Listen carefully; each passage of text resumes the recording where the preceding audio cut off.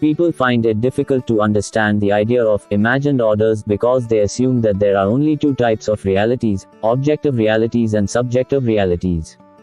In objective reality, things exist independently of our beliefs and feelings. Gravity, for example, is an objective reality. It existed long before Newton, and it affects people who don't believe in it just as much as it affects those who do. Subjective reality, in contrast, depends on my personal beliefs and feelings. Thus, suppose I feel a sharp pain in my head and go to the doctor. The doctor checks me thoroughly, but finds nothing wrong. So she sends me for a blood test, urine test, DNA test, X-ray, electrocardiogram, fMRI scan and a plethora of other procedures. When the results come in, she announces that I am perfectly healthy, and I can go home. Yet I still feel a sharp pain in my head. Even though every objective test has found nothing wrong with me, and even though nobody except me feels the pain, for me the pain is 100% real. Most people presume that reality is either objective or subjective, and that there is no third option.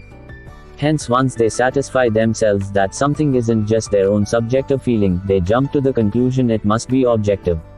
If lots of people believe in God, if money makes the world go round, and if nationalism starts wars and builds empire, then these things aren't just a subjective belief of mine.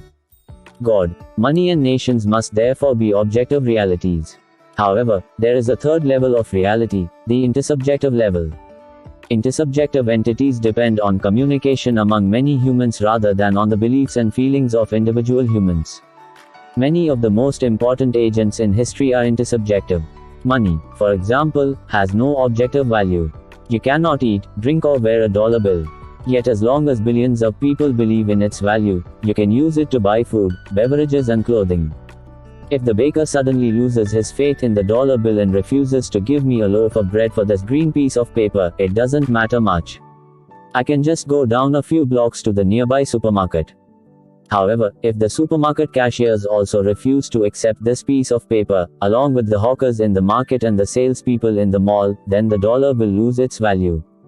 The green pieces of paper will go on existing, of course, but they will be worthless. Such things actually happen from time to time.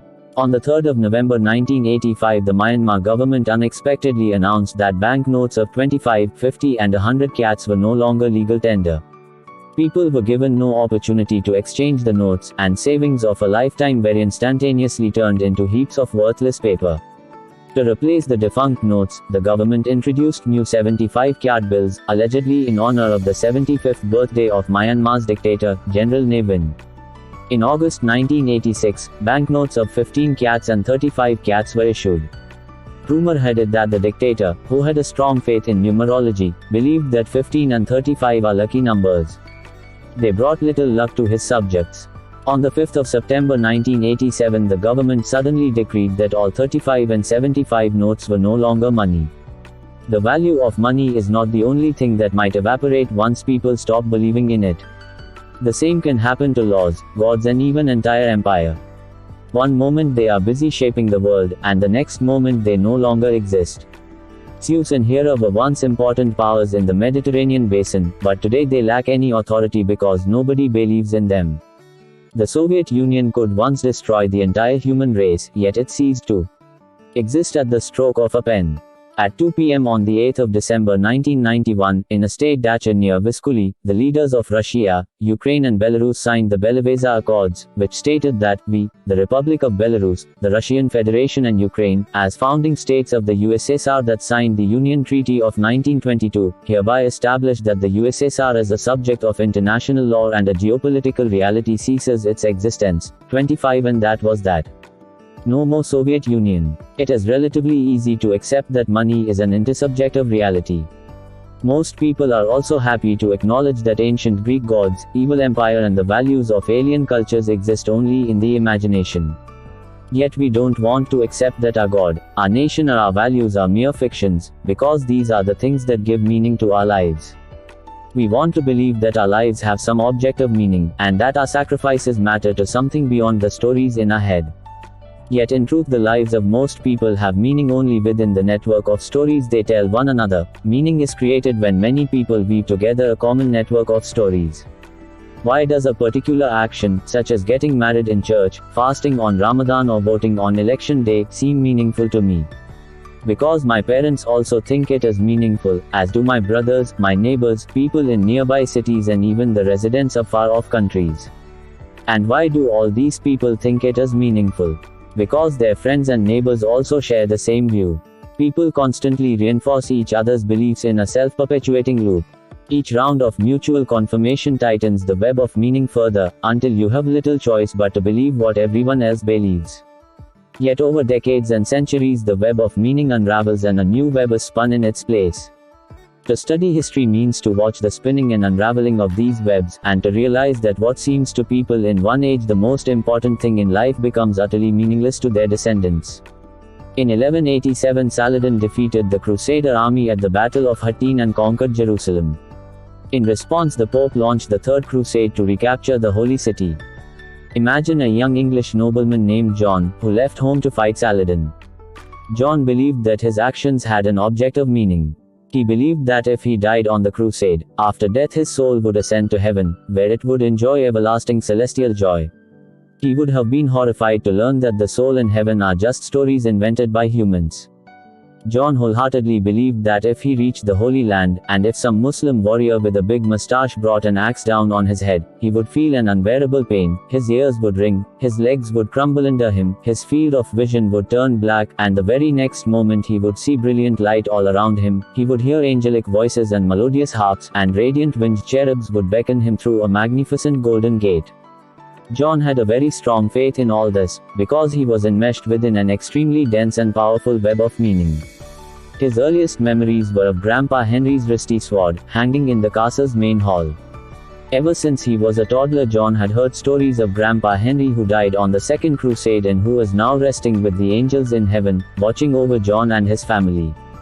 When minstrels visited the castle, they usually sang about the brave crusaders who fought in the Holy Land.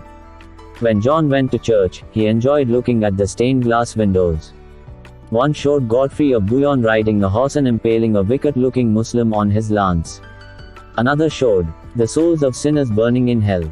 John listened attentively to the local priest, the most learned man he knew. Almost every Sunday, the priest explained with the help of well-crafted parables and hilarious jokes that there was no salvation outside the Catholic Church, that the Pope in Rome was our Holy Father and that we always had to obey his commands. If we murdered a stole, God would send us to hell, but if we killed infidel Muslims, God would welcome us to heaven. One day when John was just turning 18 a disheveled knight rode to the castle's gate, and in a choked voice announced the news: Saladin has destroyed the Crusader army at Hattin.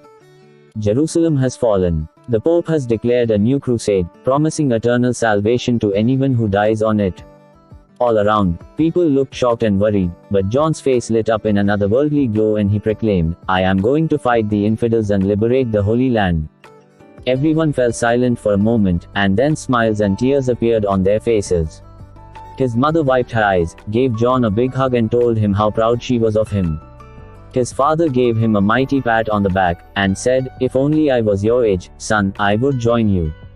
Our family's honor is at stake, I am sure you won't disappoint us. Two of his friends announced that they were coming too. Even John's sworn rival, the Baron on the other side of the river, paid a visit to wish him Godspeed. As he left the castle, villagers came forth from their hovels to wave to him, and all the pretty girls looked longingly at the brave crusader setting off to fight the infidels. When he set sail from England and made his way through strange and distant lands, Normandy, Provence, Sicily, he was joined by bands of foreign knights, all with the same destination and the same faith. When the army finally disembarked in the Holy Land and waged battle with Saladin's hosts, John was amazed to discover that even the wicked Saracens shared his beliefs. True, they were a bit confused, thinking that the Christians were the infidels and that the Muslims were obeying God's will. Yet they too accepted the basic principle that those fighting for God and Jerusalem will go straight to heaven when they die. In such a way, thread by thread, medieval civilization spun its web of meaning, trapping John and his contemporaries like flies. It was inconceivable to John that all these stories were just figments of the imagination.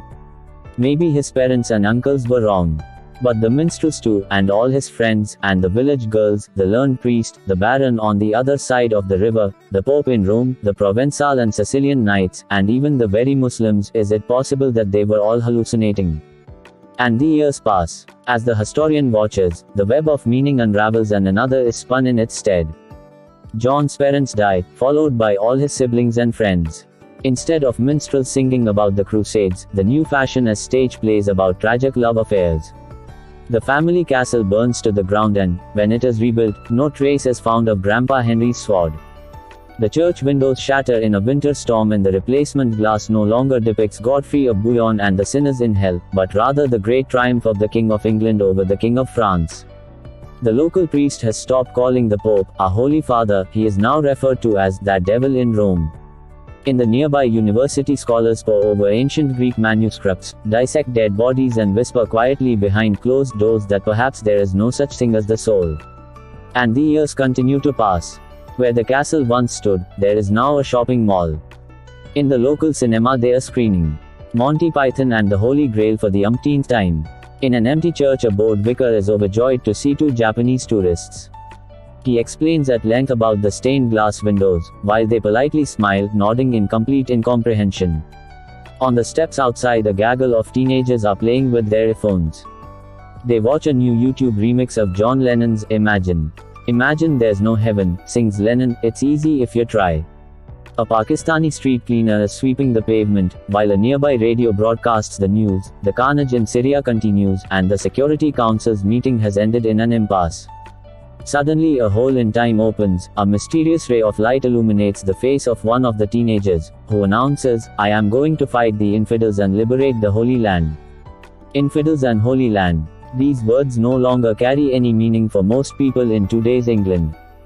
Even the vicar would probably think the teenager is having some sort of psychotic episode.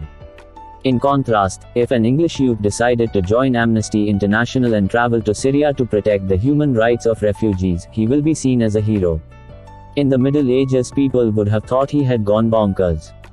Nobody in 12th century England knew what human rights were. You want to travel to the Middle East and risk your life not in order to kill Muslims, but to protect one group of Muslims from another. You must be out of your mind. That's how history unfolds. People weave a web of meaning, believe in it with all their heart, but sooner or later the web unravels, and when we look back we cannot understand how anybody could have taken it seriously. With hindsight, going on crusade in the hope of reaching paradise sounds like utter madness. With hindsight, the Cold War seems even madder. How come 30 years ago people were willing to risk nuclear holocaust because of their belief in a communist paradise? 100 years hence, our belief in democracy and human rights might look equally incomprehensible to our descendants.